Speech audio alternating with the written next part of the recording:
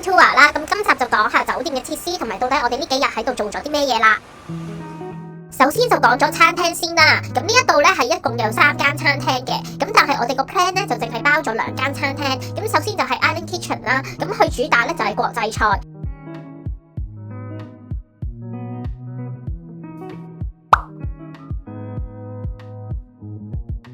所有早餐咧都會喺度食，係自助餐形式嚟嘅。咁而且咧個款式都相當之豐富啦。佢有好多唔同類型嘅麵包，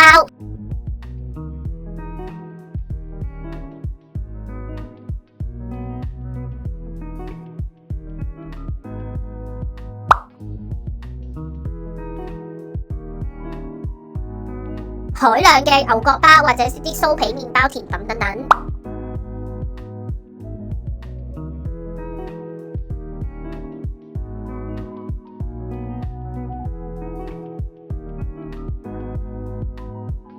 仲有凍火腿、煙三文魚，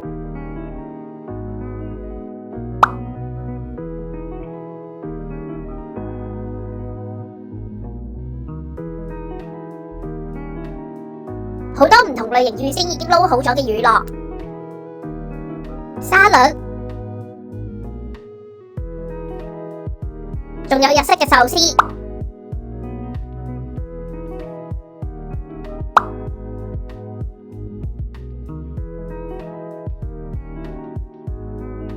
仲可以自己淥麵，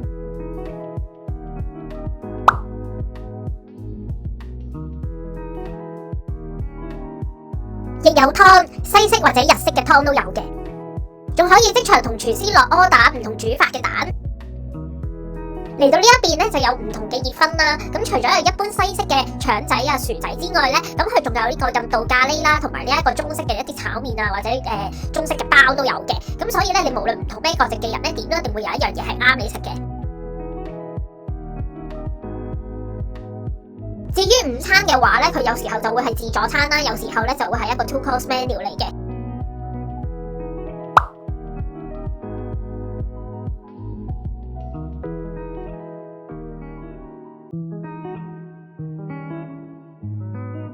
晚餐咧一樣，有時候會係自助餐，有時候咧就會係一個 3 course menu 啦。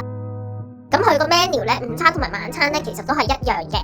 咁我覺得佢哋嘅食物都其實幾好食啦，而且個份量咧都唔細嘅。咁我同老公咧，其實食到去後期咧，已經覺得自己都食滯咗啦，都食唔到咁多嘢啦。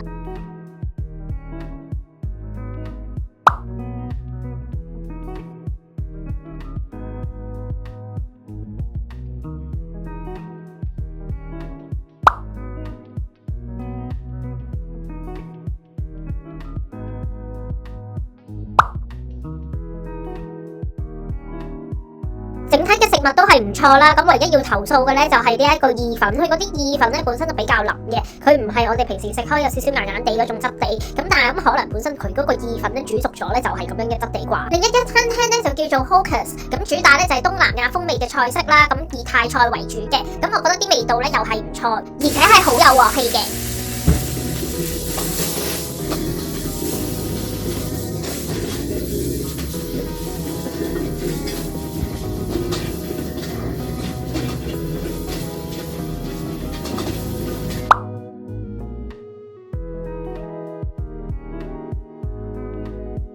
唯一係覺得佢哋嘅辣度咧都算幾辣，都真係一定要撈飯食先至得啊！平時香港食開嘅泰國嘢咧都係 BB 辣嚟嘅啫，咁完全顛覆咗我對泰菜嘅認知啊！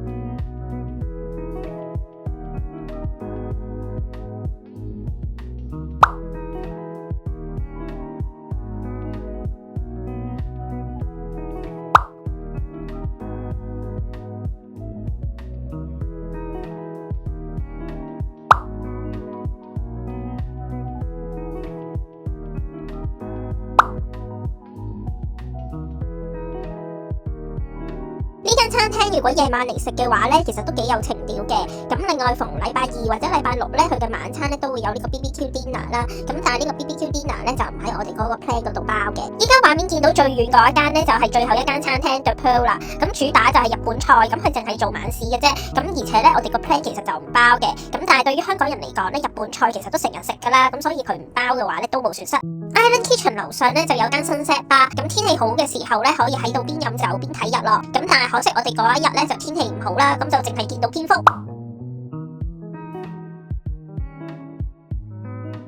喺呢一度咧係可以飲到 cocktail 啊、紅酒啊、白酒啊，有一啲冇酒精嘅 mocktail 啊或者果汁咧都有嘅。咁仲有佢哋咧自家控焗嘅一啲堅果啦。總結呢幾日咧喺度試飲咗咁多，覺得最好飲嘅咧都係呢個菠蘿果汁同埋相關嘅 cocktail。唔知係咪因為呢一度咧都係盛產菠蘿為主啦。食飽飯咧就要去做運動，咁佢有個咧24小時嘅 gym room， 咁只需要咧拍房卡咧就可以入到去噶啦。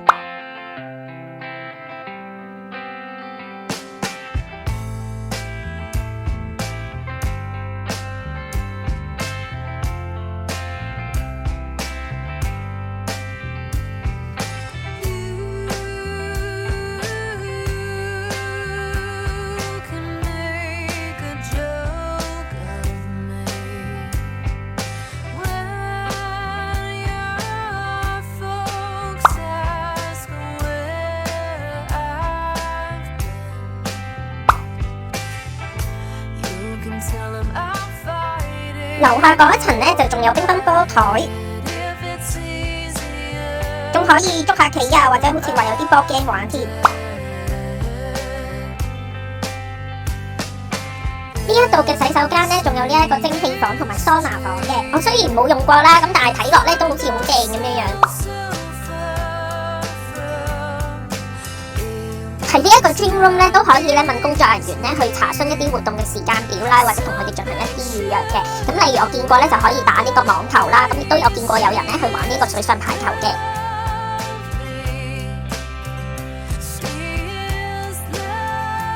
仲有日出或者日落瑜伽，咁都係一個免費活動嚟嘅。咁我同老公咧當時都有參加，當時導師咧都有事前問大家係咪第一次玩啦，咁所以有照顧到大家嘅程度，咁所以咧佢都淨係教咗最基本嗰一啲。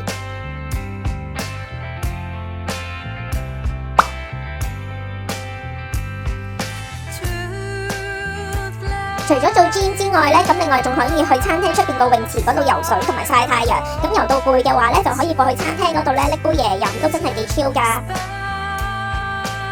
運動到攰咧，如果想放鬆下，咁 Westin 其中一樣嘢最出名咧就係佢哋個 spa 啦。咁我哋個 plan 咧係可以用呢一個優惠價200蚊美金咧去做一個雙人45分鐘嘅 spa 嘅。咁但係因為咧我哋想做 full body 啦，咁所以咧最終咧就加多咗咧50蚊美金去做呢一個全新嘅 spa 啦。一去到咧佢哋咧就俾咗毛巾同埋呢一個凍飲俾我哋啦。咁另外咧佢仲會俾3隻唔同香味嘅精油咧俾你去試下嘅，咁就可以揀翻咧自己中意嘅香味啦。咁之後咧就再填問卷，咁就講下咧自己中意按邊度多啲，或者唔想按邊度。咁力度又可以自己選擇咧，到底想要大力啲啊，定係想要細力啲。之後咧就嚟到做 SPA 嘅房啦。咁間房咧係對住個海嘅，咁所以咧一路按緊嘅時候咧係可以一路聽住好舒服嘅海浪聲啦。咁而且我覺得咧按摩師嘅手勢咧都非常之好，咁佢哋落嘅位置又好啱啦，咁力度都好足。咁平時咧喺香港咧都好難揾到技術咁好嘅按摩師嘅。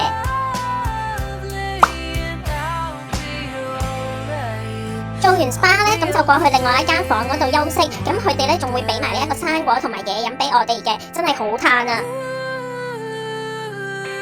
我哋咧就做咗個雙人嘅 SPA 啦。咁但係如果係一家人去嘅話咧，咁小朋友咧就可以擺喺呢一個 Kids Zone 嗰度玩。咁佢好似唔同時段咧都有唔同嘅活動可以參加嘅，完全唔需要擔心咧小朋友冇嘢玩。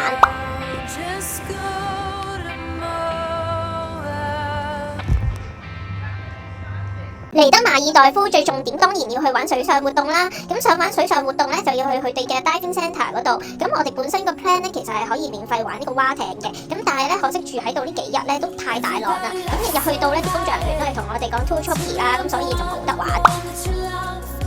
另外個 plan 咧亦都包咗去呢個 House Reef 嗰度浮潛，亦即係上一條片咧提過嘅嗰個位置啦。咁其實本身咧，除咗我同我老公之外咧，應該仲會有另外一 pair 人咧會一齊 join 呢一個浮潛嘅。咁但係佢哋竟然係甩底喎。咁結果咧，我哋就無端端變咗做係一個私人團啦。因為當時個海咧都突然之間好大浪啦，加上我本身其實都唔識游水，所以咧我係攬實嗰個水泡咧咁喺度游水同埋浮潛嘅。咁雖然個海面係好大浪啦，咁但係真係同個水底咧完全係兩個世界啊！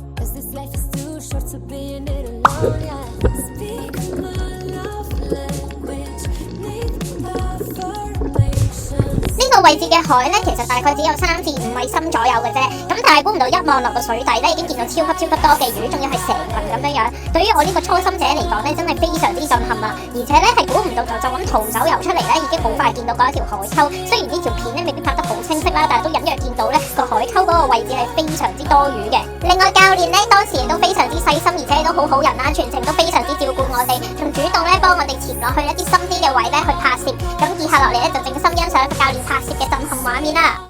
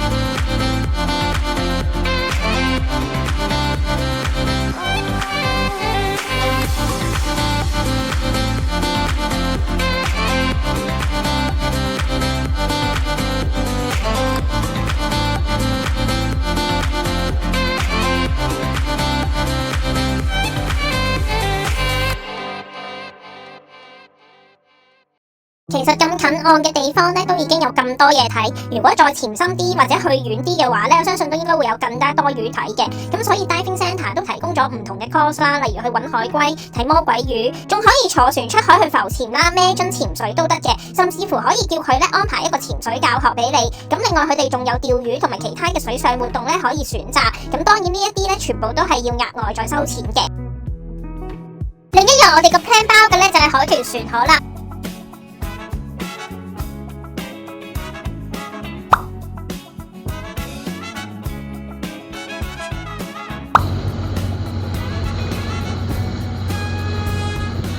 當日船長本身話睇到海豚嘅機會咧，其實係得50-50嘅啫。咁但係當我哋出到個海度咧，其實冇耐咧已經見到海豚啦。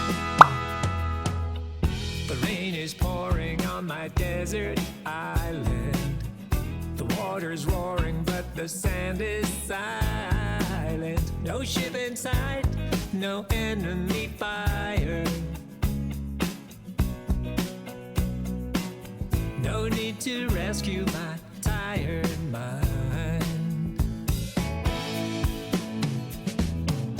Treasure the life you're living underneath the sheltering sky.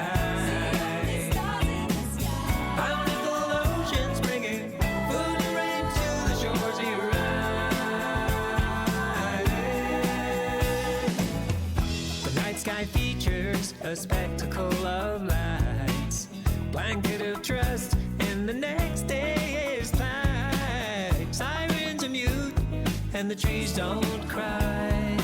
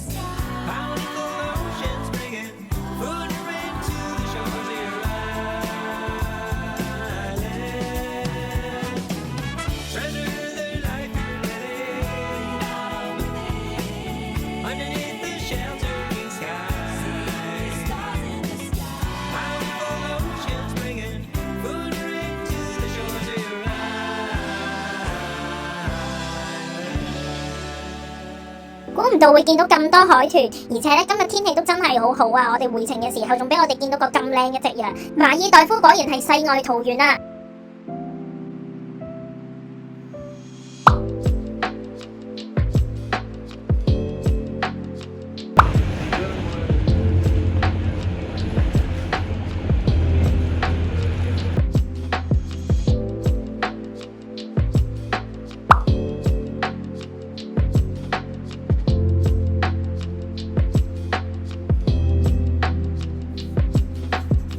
有一個小不幸咧，就係我哋喺度浮潛咗幾日咧，竟然出現咗暈船浪啊！好彩 resort 入邊咧都有呢個 clinic，咁同醫生傾咗陣咧，咁佢就開咗啲抗暈浪丸俾我哋，係完全免費。咁所以咧，如果有任何嘅受傷咧，都可以嚟呢一度去做治療啦。我覺得真係非常之好啊！咁其實如果話真係好唔舒服，又或者好唔想落水玩任何水上活動嘅話咧，咁其實咧呢一間度假村咧都可以進行一啲靜態少少嘅活動嘅。咁就譬如好似我哋呢一個 floating breakfast 咁樣啦，咁當日朝早咧咁就會有人帶晒所有嘅食物啊，都帶晒所有嘅架撐，然後咧好快速咁樣咧就幫我哋擺好晒陣啦。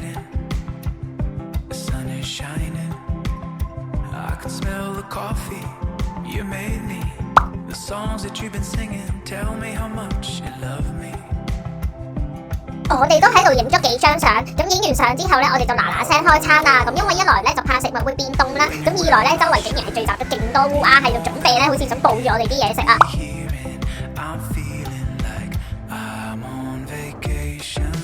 講到打卡，其實度假村入邊咧好多地方咧都好適合打卡嘅。咁但係當如果你想追求更高嘅攝影技術嘅話咧，咁你係可以咧去揾度假村入邊嘅攝影師咧去幫你手嘅。咁我哋都去咗影啦，咁而本身我哋嗰個 plan 咧係包咗係可以免費印一張相出嚟咧去作為紀念嘅。另外度假村入邊咧仲有間紀念品店啦，同埋一間畫室，咁有興趣咧都可以過嚟 window shopping 下，又或者報名去做一啲 artwork 都得嘅。甚至乎如果想乜都唔做齋 hea 都得嘅。咁其實喺度假村入邊咧，你四圍行下咧都會發現有好多嘅小生物咧係可以睇到嘅。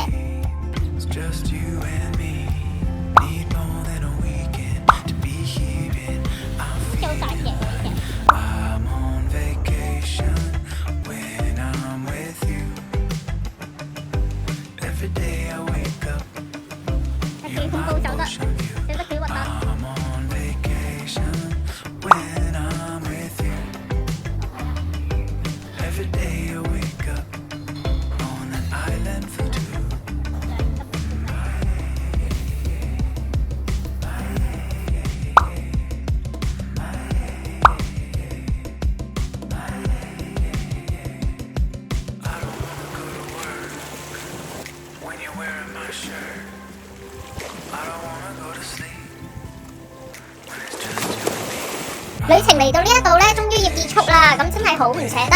馬爾代夫咧真係一生人一定要嚟一次嘅地方，每一個時刻咧都真係好令人難忘啊！我哋今次嘅旅程咧其實係買 package 嘅，咁機票連過境酒店同埋 resort 咧兩個人加埋咧就約莫6萬幾蚊港紙。咁雖然好肉赤，咁但係個體驗咧真係好值得嘅。而且經過呢一次咧浮潛嘅體驗，我發覺我都幾中意呢一項活動。咁但係首要條件咧，我要學識游水先，咁起碼有啲咩事咧都要識得自救。最後就想講一講回程嘅一個小意外啦。咁當時咧我哋咧就坐內陸機就翻到去馬里，咁就有人嚟接我哋機嘅。咁當時咧佢就同我哋講，因為我哋回程嗰個航班咧係一個好夜嘅機啦，咁中間會有一個好長嘅空檔，咁就問我哋咧會唔會選擇去呢一個 lounge 嗰度休息。咁其實咧佢嗰陣時咧就不斷係咁催我哋，就問我哋決定好未啦。咁我哋咧自己本身又對於 join 一啲 local tour 冇乜興趣，咁所以咧最終就俾咗咧大概150蚊美金咧，咁就 join 咗啦。